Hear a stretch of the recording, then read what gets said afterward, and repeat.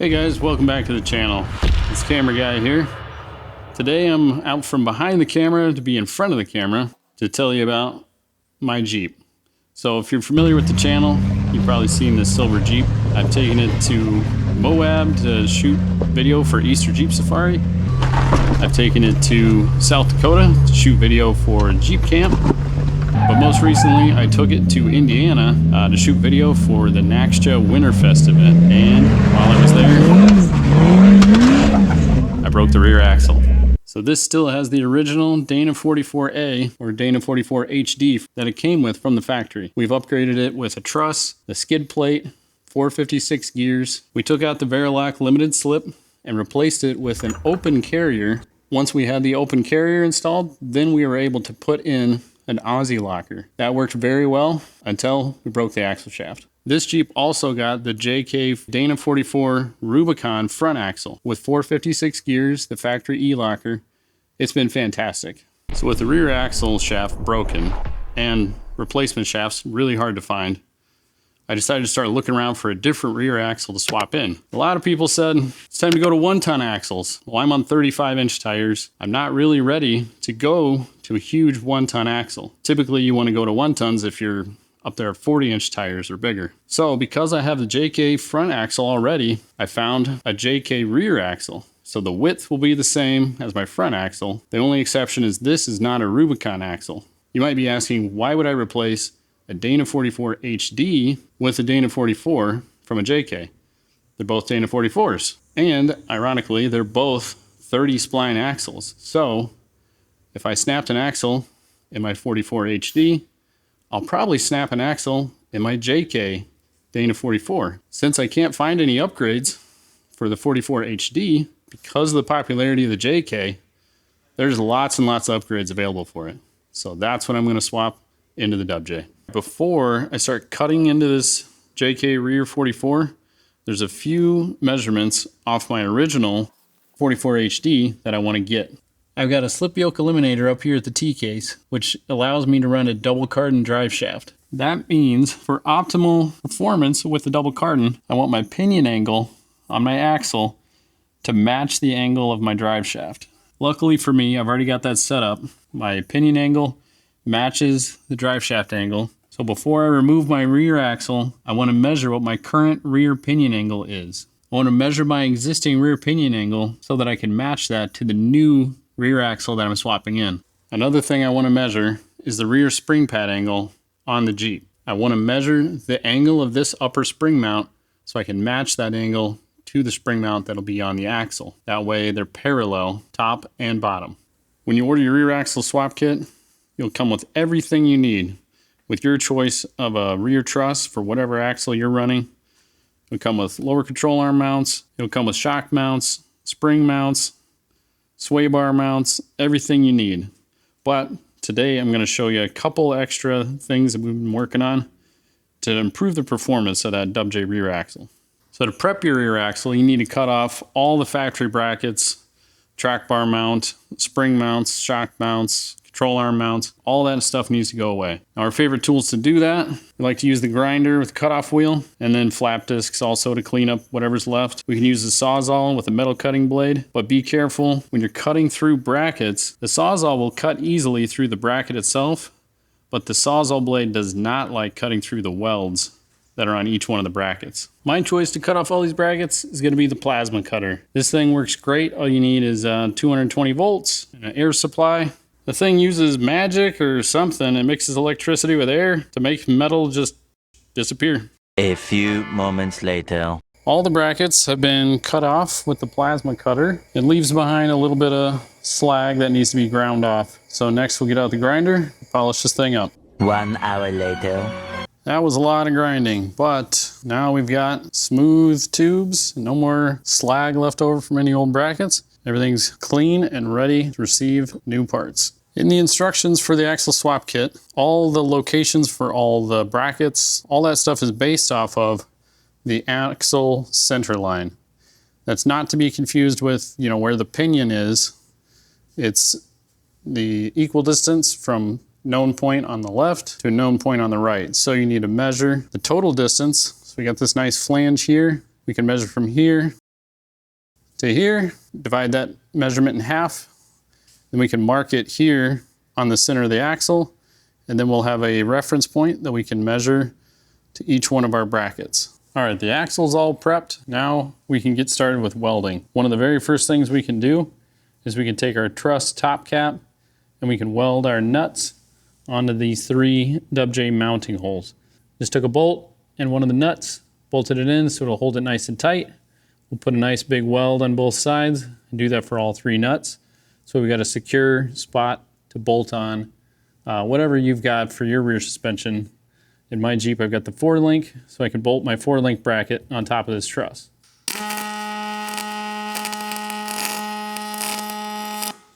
All right, the nuts are welded inside the truss.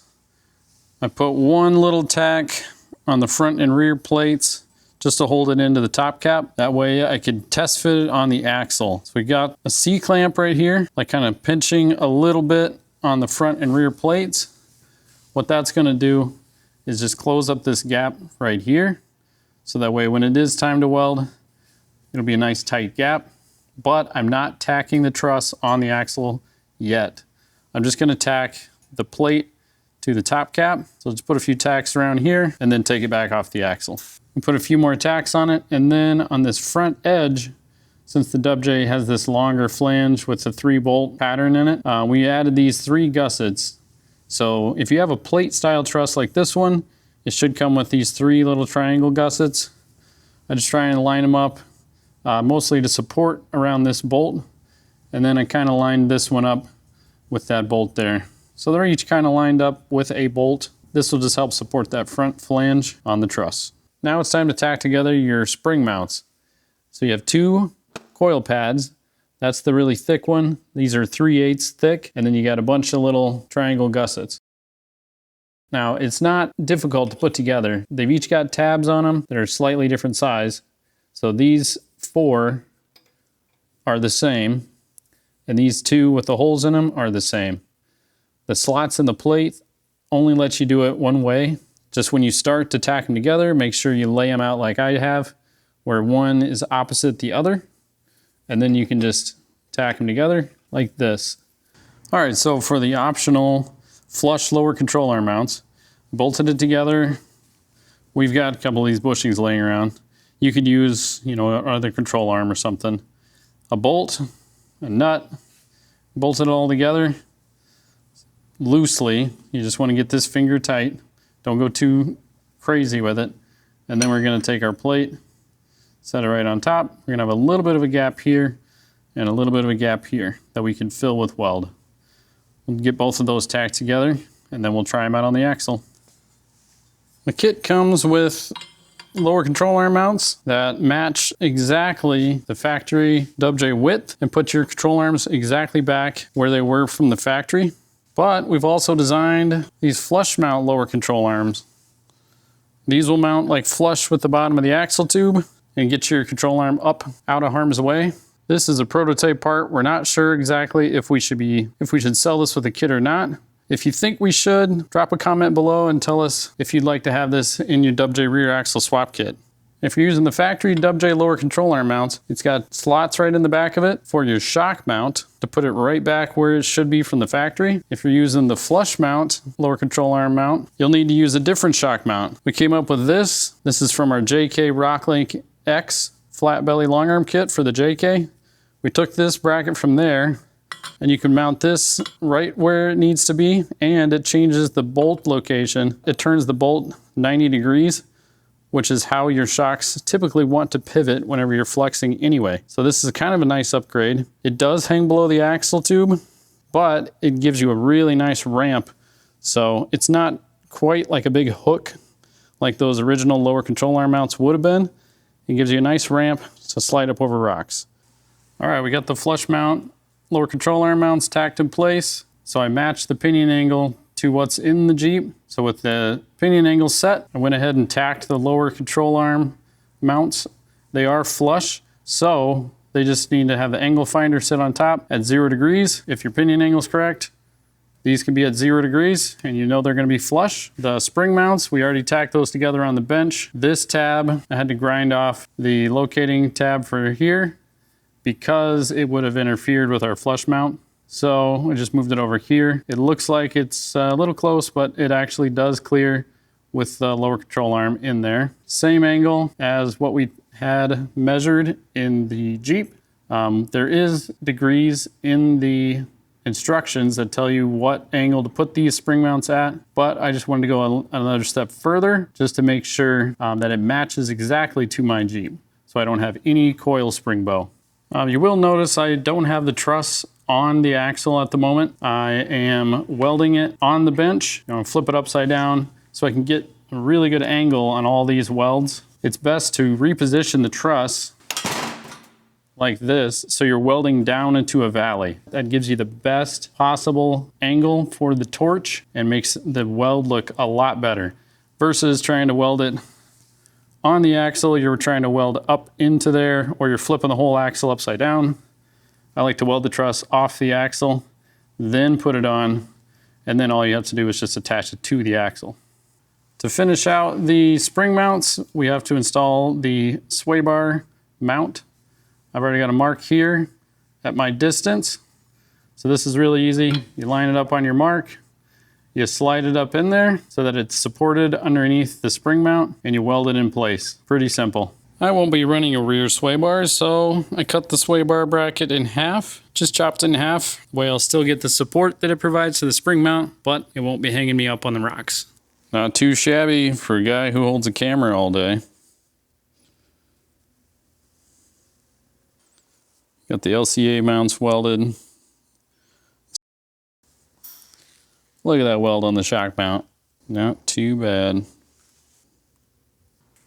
All right, everything's welded except for the truss. And there's a really good reason why we left the truss off this axle. This is a non-Rubicon Dana 44. So normally on a Rubicon, there'd be an electrical connector like right here on this big cast square corner. But because it's a non-Rubicon, it has an open diff. So we are going to be putting in an Eaton E-locker. This is extra special. This comes splined for 35 spline axle shafts. So we can upgrade from the 30 spline that came in the regular JK44, and the same 30 spline is in the Dana 44 HD that came in the WJ. So with this locker being 35 spline and chromoly axle shafts, this axle should be bomb-proof. Way stronger than the 44 HD that used to be in my Jeep, and way stronger than any JK Rubicon or non-Rubicon with 30 spline axle shafts. So before we can weld that truss on, we need to drill a hole somewhere in here for the electrical connector for the E-locker. All right, we drilled the hole for the E-locker. I've also welded the tubes to the diff. It's definitely not required. It's just something that I like to do personally. But we got our hole drilled right here. So now we're ready to put the truss on the top and get it welded in place. All right, I got the truss on there. I got the angle set. Weld along the bottom here, around the ends. We're going to jump around so that we don't build up too much heat in one spot. All right, it's still a little hot, but I got all this welded fully to the tube, and then jumped around to get these welds. And then I also, this was close, I also decided to just weld the truss to the cast. I just feel like it's a good idea just to stick to the cast as much as possible, so you're tying the tube and the cast and the other tube all together as one unit. So I did a 2-pass weld there, so it's really big. But all of this is welded. So the next thing is clean it up, get some paint on it, put that E-locker and 35 spline shafts in there, and get it in the WJ. All right, so that'll do it for this axle swap kit. If you guys do want to see, the gears and the 35 spline shafts and the locker and all that, and installing it in the WJ, drop that in the comments and we'll make a video for that as well. But otherwise, thanks for watching. And if you have any questions, you can give us a call or hit us up on the email or drop a comment below, and we'll get back to you as soon as we can. Thanks for watching.